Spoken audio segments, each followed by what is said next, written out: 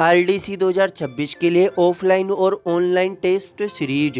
ये समय है अपनी तैयारी को निर्णायक परख देने का। इस सीरीज में कुल 20 टेस्ट है, जिनमें 12 माइनर टेस्ट और 8 मेजर टेस्ट शामिल है। ये 15 फरवरी 2026 से शुरू हो रही है। फीस और पंजीकरण की जानकारी। ऑफलाइन फीस केवल 1100 रुपये और ऑनलाइन फीस सिर्फ 249 रुपये है। रजिस्ट्रेशन शुरू हो चुके हैं। कोचिंग के साथ साथ लाइब्रेरी की सुविधा भी फ्री है, जिसका नाम है स्टडी मैप लाइब्रेरी ऐप और संपर्क। ऑनलाइन टेस्ट सीरीज के लिए सभी इजी एजुकेशन ऐप डाउनलोड करें। अधिक जानकारी के लिए संपर्क करें 78 51 88 33 83, 92 61 76 35 94। और अब देखते हैं खबरें विस्तार से। शहर के जयपुर रोड पर स्थित एक मकान पर न्यायालय के कब्जा दिलाने के आदेश की पालना के दौरान गुरुवार को उस समय हंगामा खड़ा हो गया जब मकान में रह रहा कब्जाधारी अधेड़ उम्र का व्यक्ति दूसरी मंजिल की कच्ची छत पर जा चढ़ा और कार्रवाई का विरोध करते हुए कूदने की धमकी देने लगा। पुलिस और न्यायालय के कर्मचारियों की मौजूदगी में ये घटनाक्रम कई घंटों तक चलता रहा। मामले की जानकारी देते हुए परिवादी पक्ष के अधिवक्ता जगदीश प्रसाद दादिच ने बताया कि जयपुर रोड पर स्थित उक्त मकान स्वर्गीय मिलापचंद जैन ने न्यायालय में विचाराधीन दीवानी इजराय प्रकरण कमल कुमार बनाम बालू के अंतर्गत हुई खुली नीलामी में खरीदा था। नीलामी राशि जमा कराने के बाद 14 मई 2010 को विक्रय पत्र का पंजीयन मिलापचंद के नाम दर्ज हुआ। 22 मार्च 2011 को पुलिस अधीक्षक की मौजूदगी में कब्जा भी दिला दिया गया। आरोप है कि बालू शेरावत के परिवार ने मकान का ताला तोड़कर सामान ले जाने व दीवार क्षतिग्रस्त करने की घटना की, जिस मामले में 13 नवंबर 2011 को केकड़ी थाने में एफआईआर भी दर्ज हुई थी। इसके बाद मिलापचंद ने मकान का कब्जा प्राप्त करने के लिए दीवानी वाद दायर किया, जिसे 7 दिसंबर 2016 को उनके पक्ष में डिक्री भी कर दिया गया।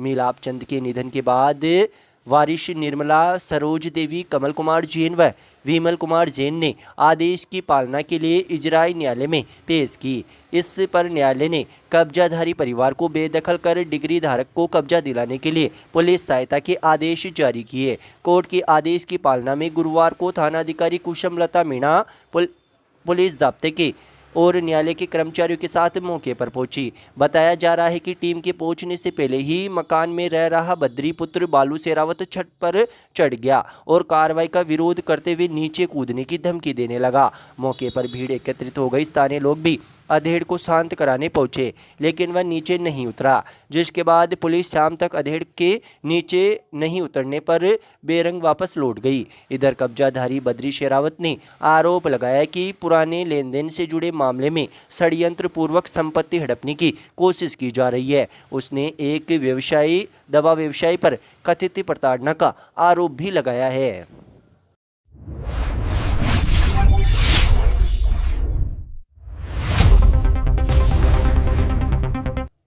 राजस्थान राज्य पथ परिवहन निगम द्वारा केकड़ी में 37 वर्ष बाद स्थापित किए गए रोडवेज डिपो के प्रभावी संचालन को लेकर लगातार प्रयास किए जा रहे हैं। इसी क्रम में परिवहन निगम जयपुर की कार्यकारी निदेशक डॉक्टर ज्योति चौहान ने केकड़ी डिपो को 29 नई बसों के संचालन की मंजूरी प्रदान की है। ये बसें गुरुवार से केकड़ी से प्रदेश के विभिन्न शहरों से के लिए सीधे रवाना हो चुकी है। बड़े स्तर पर बसों का नया शेड्यूल जारी होने से केकड़ी वासियों को बड़ी राहत मिली है और अब प्रदेश के विभिन्न जिलों की यात्रा पहले से अधिक आसान हो गई है। केकड़ी विधायक शत्रुघ्न गौतम के प्रयासों से राजस्थान सरकार ने बजट घोषणा में केकड़ी को रोडवेज डिपो की सौगात दी थी। हाल ही में डिपो का संचालन शुरू होने के बाद से इसके सुदृढ़ संचालन हेतु लगातार नए रूट तय किए जा रहे हैं। इसी कड़ी में अब 29 बसों का संचालन प्रारंभ किया गया है। केकड़ी आगार प्रभारी हेमराज मीणा ने बताया कि मुख्यालय से जारी आदेशों के अनुसार केकड़ी डिपो को 29 बसों का शेड्यूल आवंटित हुआ है। इन बसों के संचालन से 49 और चालक और परिचालकों की नियुक्ति भी की गई है। उन्होंने बताया कि प्रसिद्ध धार्मिक स्थल रामदेवरा के लिए भी अब केकड़ी से सीधी बस सेवा शुरू हो गई है, जिससे श्रद्धालुओं को विशेष सुविधा मिलेगी। इन नई बसों के सेवाओं से केकड़ी की सीधी कनेक्टिविटी अब बूंदी, जोधपुर, ब्यावर, उदयपुर, जयपुर, सीकर, दौसा, भीलवाड़ा, झुंझुनू, चित्तौड़गढ़, बांसवाड़ा, कोटा और जैसलमेर सहित कई जिलों से हो गई है। जानकारी के अनुसार ये 29 बसें प्रतिदिन केकड़ी से प्रदेश के विभिन्न मार्गों पर संचालित होकर कुल 12,173 किलोमीटर का सफर तय करेगी। On your DJ house Kekri. आपके हर जश्न को बनाए धमाकेदार। शादी हो या सालगिरह, जन्मदिन पार्टी हो या कोई भी कार्यक्रम, सेंटर ऑडियो डीजे हाउस है आपकी पहली पसंद। हमारे यहाँ मिलता है पावरफुल डीजे साउंड सिस्टम, चक्कास लाइटिंग और स्मोक इफेक्ट्स, अनुभवी और प्रोफेशनल डीजे आर्टिस्ट्स, बजट में शानदार सेवा, ऑनर्ड पर स्पेशल थीम डेकोरेशन का इंतजाम भी उपलब्ध। हमारी सेवाएं उपलब्ध हैं शादी समारोह, हल्दी, मेहंदी, सगाई, जन्मदिन पार्टी, स्कूल, कॉलेज फंक्शन, रथ यात्रा, धार्मिक आयोजन और अन्य सभी इवेंट्स के लिए। हमारा पता है तेलियान मंदिर के नीचे, 3 बत्ती चौराहा, केकड़ी। आज ही बुक करें और अपने इवेंट को बनाएं यादगार। बुकिंग के लिए कॉल या व्हाट्सएप करें।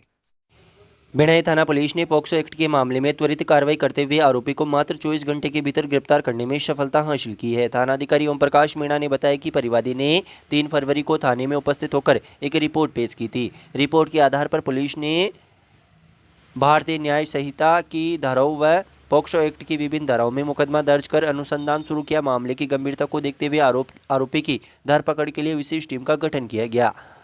घटना के बाद से ही मुख्य आरोपी गिरफ्तारी के डर से अपने रिश्तेदारों और दोस्तों के ठिकानों व जंगलों में छिपकर फरारी काट रहा था। पुलिस टीम अपराधियों की कड़ी निगरानी रख रही थी व मुखबिरों का जाल बिछाया गया था। सूचना मिली कि आरोपी मौका पाकर बाहर भागने की फिराक में है, जिस पर पुलिस ने घेराबंदी कर आरोपी गजेंद्र कुमार रेगर पुत्र भगवान लाल रेगर निवासी देवलिया कला को दबोच लिया। पुलिस अधीक्षक वंदिता राणा के निर्देशन एवं अतिरिक्त पुलिस अधीक्षक राजेश कुमार मील व पुलिस उप अधीक्षक हर्षित शर्मा के निकटतम सुपरविजन में की गई इस कार्रवाई में थानाधिकारी Om Prakash, ASI Girdhari Singh, head constable Banwari Lal, constable Manjeet, Sunil व मनमोहन की विशेष भूमिका रही। पुलिस फिलहाल गिरफ्तार आरोपी से गहनता से पूछताछ कर अनुसंधान कर रही है।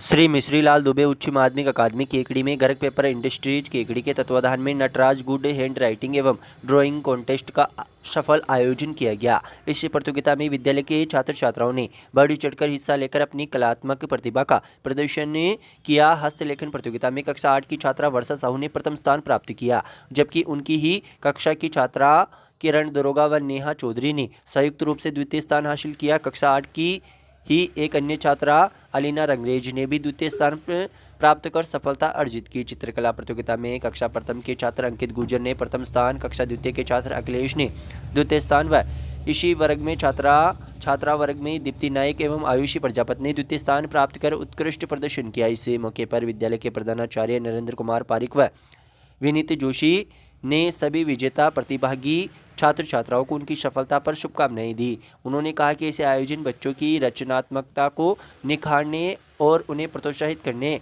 में महत्वपूर्ण भूमिका निभाते हैं।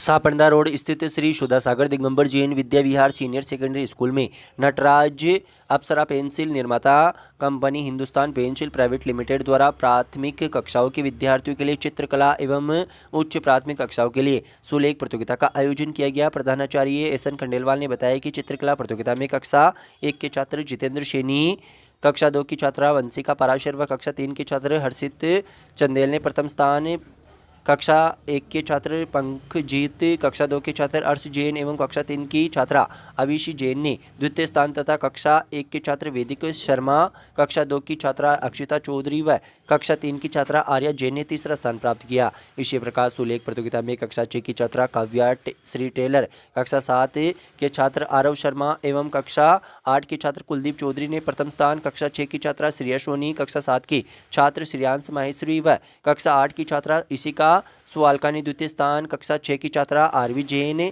कक्षा 7 के छात्र दिव्यांशु मेघवंशी तथा कक्षा 8 के छात्र मोहम्मद जिशान ने तीसरा स्थान प्राप्त किया।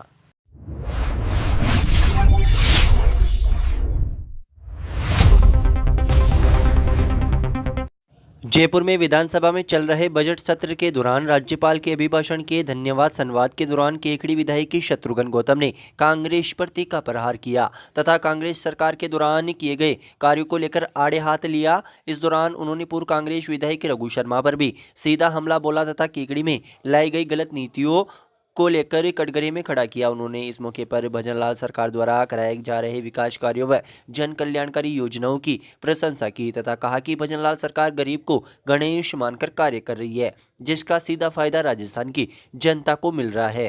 यही कारण है कि इस देश के युवाओं ने एक ऐसे व्यक्ति को 3 बार इस देश का प्रधानमंत्री बनके और जनता के बीच काम करने का मौका दिया गया है। पारदर्शिता और निष्पक्षता हमारी सरकार के लिए प्रतिबद्ध है। माननीय सभापति महोदय, आपके इस माध्यम से मैं निवेदन करना चाहता हूं कि शिक्षा के क्षेत्र की बात करें और शिक्षा के उसमें कल माननीय कोटा उत्तर से आने वाले सदस्य बड़ी बड़ी बातें कर रहे थे। वो कह रहे थे कि शिक्षा के क्षेत्र में शिक्षा से लेकर कॉलेज तक आरएसएस ने कब्जा कर लिया। मैं कहना चाहता हूं माननीय सभापति महोदय कि आरएसएस एक ऐसा संगठन है, एक ऐसा विचार का संगठन है जो देश के अंदर रचनात्मक काम, चाहे कोरोना की भीष्म विभीषिका हो या कोई भी कार्य हो, एक अलग पहचान के लिए राष्ट्रीय स्वयंसेवक संघ जाना जाता है। हम ऐसे संगठन को हमारा आदर्श माने जो अलगाववादी है। एक डॉक्टर दिल्ली के अंदर 9 नवंबर को आतंकवाद के रूप में बम विस्फोट करता है, क्या हम उस संगठन को हमारा आदर्श माने? मैं कोटा से आने वाले माननीय सदस्य कल कह रहे थे, बड़ी बड़ी विकास की बातें कर रहे थे कि हमने ऐसा किया। मैं तो ये कहना चाहता हूं, मैं पूछना चाहता हूं, माननीय धारीवाल साहब आज सदन में नहीं है, कि कोटा में घुसते ही जो पुलिया बनाई है, जो 7 फेरे खा के और कोटा में प्रवेश करते हैं, वो 7 फेरे वाली पुलिया किसके लिए बनाई? सीधे भी बन सकती थी। क्या सोच है आपका? क्या करना चाहते हो? मैं निश्चित रूप से आप 3 बार राजस्थान प्रदेश के, जब 98 में आप सरकार बनी तो आप नगरीय विकास मंत्री बने, जब 8 में सरकार बनी आप नगरीय विकास मंत्री बने, जब 18 में सरकार बनी तो आप नगरीय विकास मंत्री बने। मैं कहना चाहता हूं, मैं धन्यवाद भी दूंगा कि कोटा का नक्शा बदला है, लेकिन ऐसे नहीं लोन लेके घी पिया है और कोटा का नक्शा बदला है। कोटा की जनता ने आपको राजस्थान की विधानसभा में भेजा है, लेकिन आप राजस्थान का नक्शा बनाने का रोड मैप तैयार करते तो राजस्थान की जनता को लगता कि ये भी बोलना चाहिए था कि जब रिंग रोड के ऊपर चाकसू में 22 लाख रुपए बीघा की जमीन आपने एक्वायर करी और रिंग रोड पे 35,000 रुपए गज की जमीन आपके कार्यकर्ताओं को आवंटित कर दी गई। जब मैंने विधानसभा में क्वेश्चन लगाया तो पता चलता है कि वो फाइलें गायब हो गई। मैं सरकार से निवेदन करना चाहता हूं, मैं राजस्थान के मुख्यमंत्री जी से कहना चाहता हूं कि उन सब आवंटनों को निरस्त करिए। 10,000 करोड़ का घोटाला जेडीए के माध्यम से आपकी सरकार ने किया गया, सबसे बड़ा घोटाला है। माननीय सभापति महोदय, मैं आपके माध्यम से निवेदन करना चाहता हूं। माननीय सदस्य आपको मतलब 2 साल हो गए, मगर नियम का आपको पालना नहीं है। इस सदन के और वक्ता के बीच में खड़े नहीं रहेंगे सदस्य। माननीय सभापति महोदय, शिक्षा के क्षेत्र की बात करें, आने वाले सभी सदस्यों ने अपनी अपनी बात कही। मैं बाहर नहीं जाऊंगा, मैं मेरे विधानसभा के क्षेत्र की बात करूंगा कि शिक्षा को नाती का बाड़ा किसने बनाया, शिक्षा के क्षेत्र में क्या आमूलचूल परिवर्तन किए। जब मैं 2000 में सरपंच बना तो मेरे गांव में 10वीं का स्कूल था। राजस्थान में यशस्वी वसुंधरा जी की सरकार थी, हम 10 बार आए और जब वसुंधरा जी ने हमको 10वीं से 12वीं की स्कूल की तो पूरे गांव के 3000 लोगों ने आके सरकार को और घनश्याम जी तिवारी और मुख्यमंत्री जी को स्वागत किया, अभिनंदन किया। जब 2013 में विधायक बनने का मौका मिला तो मेरे विधानसभा क्षेत्र में 51 ग्राम पंचायतें थी और 51 ग्राम पंचायतों में मात्र 19 सीनियर स्कूल थे। केकड़ी कस्बे में 2 सीनियर स्कूल थे, एक सीनियर स्कूल बॉयज, एक सीनियर स्कूल गर्ल्स। सरवार कस्बे में 2 स्कूल थे, एक सीनियर स्कूल बॉयज और एक गर्ल्स स्कूल। जब वसुंधरा जी ने 2015 के बजट में कहा कि हर ग्राम पंचायत में मेरे गाँव में रहने वाली बेटी जो अंतिम छोर पे गाँव में 10वीं पढ़ने के बाद 11वीं में जाती है, माता पिता अलाउ नहीं करते और उसकी शादी कर देते, वो स्कूल नहीं जा पाती। राजस्थान की यशस्वी मुख्यमंत्री वसुंधरा जी ने 2015 के बजट में एक साथ 5,500 स्कूल खोलने का ये काम किया था, तो भारतीय जनता पार्टी की सरकार ने किया। माननीय सभापति महोदय, मेरे ग्राम विधानसभा में जब विधायक बना 19 स्कूल थे और बाद में जब वसुंधरा जी की सरकार ने हर ग्राम पंचायत में स्कूल खोले तो 54 स्कूल थे। लेकिन मैं निवेदन करना चाहता हूं कि अब जब आपको लगा कि हम नहीं आएंगे तो 22-23 में मेरे केकड़ी ब्लॉक में 34 सीनियर सेकेंडरी स्कूल और 8 Mahatma Gandhi English medium school और 1 रेजिडेंशियल स्कूल, सरवाड़ ब्लॉक में भी इसी तरह 39 और 8 महात्मा गांधी इंग्लिश मीडियम और 1 स्कूल 48 स्कूल, और सावर ब्लॉक में भी 36 स्कूल। माननीय सभापति महोदय, केकड़ी की जनसंख्या आज 50,000 है और केकड़ी में 3 सीनियर सेकेंडरी स्कूल है, बॉयज, गर्ल्स और पायलट, और सरवाड़ की जनसंख्या 20,000 है और वहां पे 6 सीनियर सेकेंडरी स्कूल है। आपने खोले, आपने उसके लिए बजट एलोकेट किया होता, आपने अध्यापक लगाए होते, आपने टीचर लगाए होते और किया होता। आज आप ये कहते हैं कि साहब ऐसा हो गया 2 साल के अंदर।